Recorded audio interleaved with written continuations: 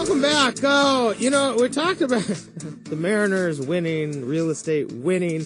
There's opportunities out there, and I guess people have to seize them. The opportunities for the Mariners to win games, hey, it happened, and now it seems like real estate seems to be a big opportunity. Michael Busacca joins us, broker with Skyline Properties, who's ranked in the top 10 in Seattle sales for Skyline every year since 2003, and in the top 5 for 5 of the last 6 years. Welcome back, Michael. How you doing?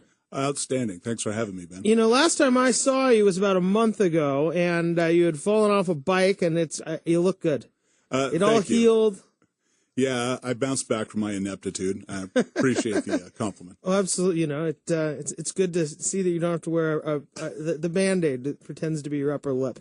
The realtor and the iron the mask. Realtor and yeah. So, Mike, let's real estate. It is a topic. It's cocktail conversation again. Definitely. I mean, I'm speaking from my subjective viewpoint of King County and especially their, Seattle and East Side urban areas. I mean, anything under 600,000 in residential is getting up and moving unless it's saddled near the airport or by the freeway or has some issue like that. So, airport and freeway, not good? Yeah, traditionally, no. I don't know what noise cancellation technology may take over. You can wear those Bose headphones. The Bose headphones all day long, and maybe that would help. So, you talk about your observations, and that's really why you're here. I mean, you're an expert in the field, and we want your observations. So help us understand maybe a little bit about the pace of sales that you're seeing, maybe the lack of supply, and then even the strong demand and where it's coming from. I mean, I'm seeing an amazing buyer push. We had a similar push in early 2010 and early 2011. I mean, every year there's an annual cycle. January, February, the buyers hit the market hard. And they couple with the buyer supply from the previous year, those people who did not successfully complete a purchase. So that wave in 2010 and 2011 ran out of steam about mid-April. This year it feels very different, very different. It feels healthy. Things are pushing hard. And all of us brokers are keeping an eye out to wonder, okay, will this momentum carry through to the fall, carry through to 2013? It's the big X factor right now. Do you think it's going to carry through? It seems to me that there's a lot of pent-up demand, and there are a lot of people out there. We've heard of multiple offers. I heard about a house that had 23 offers on it in Clyde Hill. 23. Yeah, I mean, that's more than the exception than the rule, but on the east side, I've seen, 3 or 4 offers is pretty common. If you have a dolled-up house, priced right, nice street, it's gone. So, when you think about the lack of supply, I suppose, if there's 3 or 4 people trying to purchase so many different houses, that means I guess you could almost say there needs to be 3 or 4 times more inventory. And that would seem to me to keep that momentum going into the foreseeable future. I'm glad you brought that up. If any of you sellers out there or potential sellers are thinking about listing, I mean, this is really a time to call your broker and, get a fresh market perspective because there is an artificial constriction on supply right now. I think just too many sellers are on the fence. So it helped balance things out. It's so funny to hear you say sellers are on the fence because it's been buyers on the fence for so long. It always is buyers on the fence. I don't remember hearing, the sellers are on the fence because we haven't seen this big dip in prices and then maybe a potential rebound. You're absolutely right. I mean, sellers on the fence is definitely a new term, but I think it relates to the fact that even though prices locally have improved, I mean, you saw the Seattle Times headline, things have bounced back in the last 12 months, about 10% or so. And then, mind you, this is averaged in the entry level. If you're talking above, in jumbo loan category, that's a whole different pricing dynamic. But this bounce back it really has put people in the position of, well, I could sell and break even, or should I wait a little longer and sell and maybe pull out 10% equity, 20%? So that's why these sellers are on the fence. They're thinking, will this price recovery keep its steam? Do you think that if a seller is out there now, they should be considered? I mean, is it a time to wait? Is it a time to maybe price ahead of the market and see what you can get? Ooh, pricing ahead of the market. There's a trick. Because even if you ask more, say 5% of the going rate in your neighborhood, and there's buyer demand that bids it there, an appraisal may sink you. So that's really tricky. And all of us brokers are trying to wake these appraisers up to, hey, prices are going a different direction now. So I think as a broker community, we're pushing hard on that. Hopefully we'll get some traction so these sellers can realize a higher price. You know, and to save a little bit of the appraiser's face here, it's not necessarily that they don't think the house is worth it. It's what they can prove, and then what the bank or the lender on the other side is actually going to allow that appraiser to come to a conclusion of. Because what can happen is the lender or the bank or us or whoever you want to say it is, will then go about saying, well, the regulations or Fannie Mae regulations are we need certain aspects of this appraisal to be present in the actual appraisal. It doesn't necessarily take into consideration, hey, we're on an upswing. This is what it should be worth today. It's always looking in the rearview mirror. Yeah, I mean, and that'll blame banks for wanting hindsight, and appraisers can only use sold data, so they're stuck in hindsight. But it'd be great if we could, as a community, get a system where foresight can be incorporated, and an appraiser can note, hey, there's a significant lack of supply here.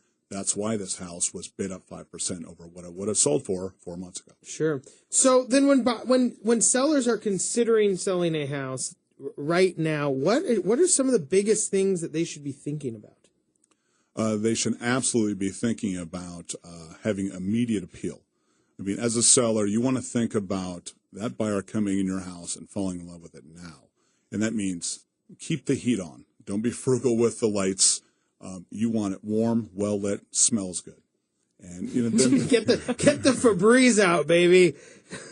Yeah, I mean be critical of yourself. Remember that even though there's a lack of supply out there, that your home is a commodity, and it's one of maybe 20 that a buyer could choose from. And if you are making the competition look better, you've hurt yourself. You want them to make you look better. So it's the word competition. It actually came up yesterday. And this element of, you are competing. You are trying to compete with the other sellers for these buyers. And even though there's a lot of buyers out there, there's still a finite number. It's not stick a sign in the yard and it sells no matter what the condition is. They're still pretty picky, a lot of buyers out there. Exactly. Definitely this is not 2005. I mean, the home with all the right details will sell. But still, I mean, even that home could be overpriced and now it's going to sit. I mean, buyers are still, even though they're on fire and they see other competing buyers, they're still a little reluctant to dip their toe in the multiple offer pool. I've seen that a lot. A new listing will come on. I will call the listing broker for my client and say, hey, do you have any offers written? And the broker will say, no, but I have 5 or 6 people circling, because people just don't want to go back to, irrational bidding, if you will. Sure. So then what advice, certainly irrational bidding, bad. People buying, I'm a huge advocate of make sure it's the right house too. It just because it's a good deal doesn't mean it's the right deal for you. People don't want to be moving into the house they don't like. I don't know if that does anybody any good. Yeah, there's nothing wrong with caution, but buyers need to remember that when you have your offer accepted, you are not stuck purchasing that home. You have usually several contingencies within which you can back out. Now, the inspection contingency, the one up front, that's a wide open walkaway. And the state legal people who guide the MLS told us that, hey, you don't even have to tell the other party, the seller and the listing broker, what you didn't like about the house. You can just say, this inspection's disapproved and the agreement is terminated. So think of when your offer is accepted, you're just preserving an opportunity. You're not stuck. It's, in the commercial real estate world, they call it tying it up. And there's kind of that element that maybe gets taken out of residential for some reason. People maybe get more emotionally attached, like this is going to be our home, versus understanding you do have this, as you call it, a backout period. Yeah, I mean, the commercial world is such a different animal. And those investors and business people, they are savvy and they are, cold and analytical, and that's what you have to be. So they typically have, let's say they're buying land they could develop, they have a feasibility contingency. And that's a wide open walk away. If for any reason after your, say, 6 months of investigation, it doesn't suit your needs, you walk away. And quite often you haven't even put down earnest money. Mm-hmm, mm-hmm. So we're here with Michael Busacca with Skyline Properties. Michael, so when people are going and they're going to go purchase a home, these buyers, understanding the price, I guess, is a big part of that and how to offer or what to offer. Yeah, absolutely. That's where you really have to feel comfortable with your broker. And like I've said on past shows, call a local managing broker and pick your big office and say, who's the most experienced in this neighborhood? With that person, then you can be guided through every property that's sold in the last 6 months, year.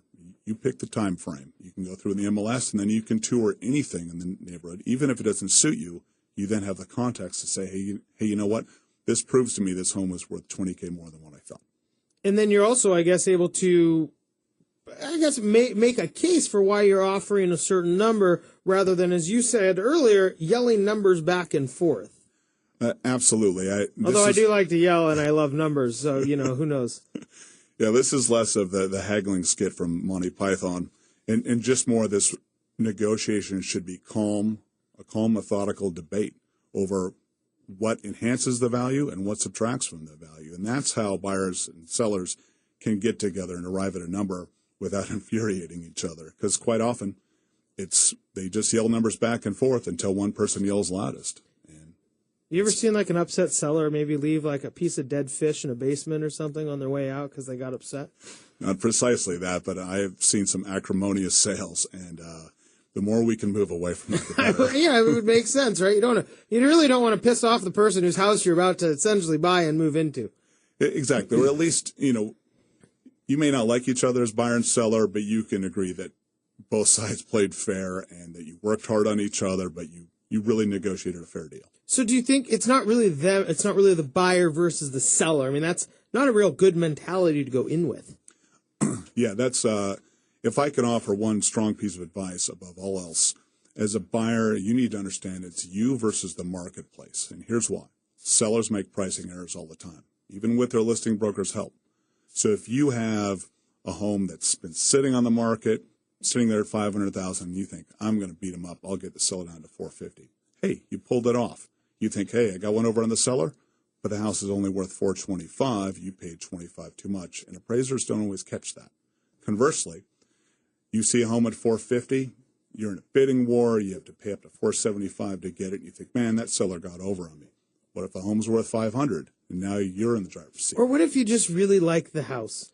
I mean, what if it's just the perfect house?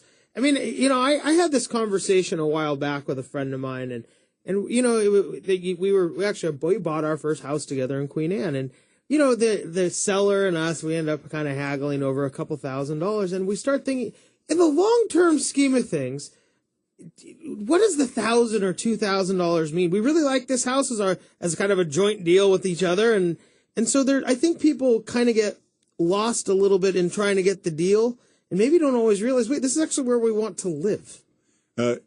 Great point. Yeah, keep the big picture in mind, folks. I've seen buyers and sellers, I swear, take a year off their life just agonizing over the last $1,500.